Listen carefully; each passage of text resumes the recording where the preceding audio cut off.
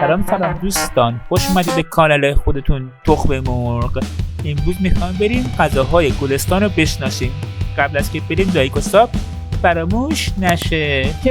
چک ترمه، برنج، پیاز، سیب زمینی، هر انواع گوشتی بیشتر گوشت قرمز، ربه گوجه فرنگی، روغن و هویج. ماش پلو هم گیاهیه هم گوشتی.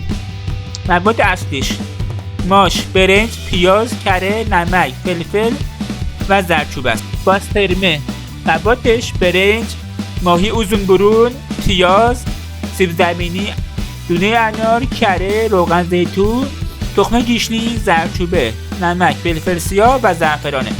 پلو گرگانی موادش برنج، نخود، کشمش، رب انار ترش، گوشت، پیاز، نمک، فلفل، ادویه‌های دلخواه و روغنه. ترکیب کشمش پلو گرگانی موادش برنج، کشمش، سیب زمینی، تخم مرغ، پیاز، نمک، زردچوبه، فلفل سیاه، دارچین، زعفران، هویج، لبو، روغن و کره است. ترکیب اسفناج موادش اسفناج، پیاز، ران یا سینه مرغ، ادویه، نمک، فلفل، زردچوبه، رب گوجه فرنگی، برنج، روغن، رب انار و زعفرانه. تنچلو موادش گوشت گوساله، پیاز، نمک، فلفل سیاه، زردچوبه و برنج.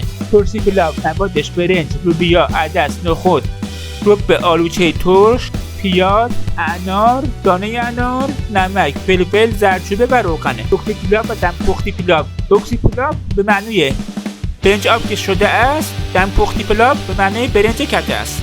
پلی آش موادش نخود، لوبیا، تره گیشنیز جعفری، اسفناج، برنج، کدو، گوجه سبز، شکر، آب، نمک، فلفل سیاه، زردچوبه، روغن زیتون، پیاز داغ و نعنا داغ برای تزیینه.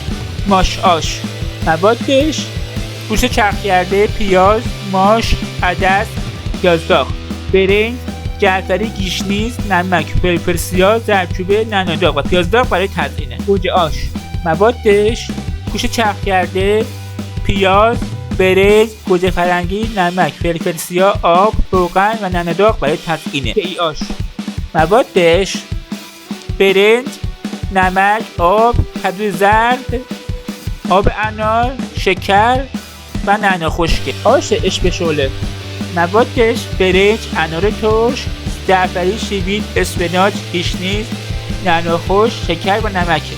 آش ماست گرگانی موادش اسفناج، گیشنیز، جعفری و برگ سیر تازه، کدو سبز، برنج، ماست ترش، آب، نمک و نعنا خشکه. دوستان مرسی که همراه هم بودید. لایک و ساب فراموش نشه. کامنت هم بذارید.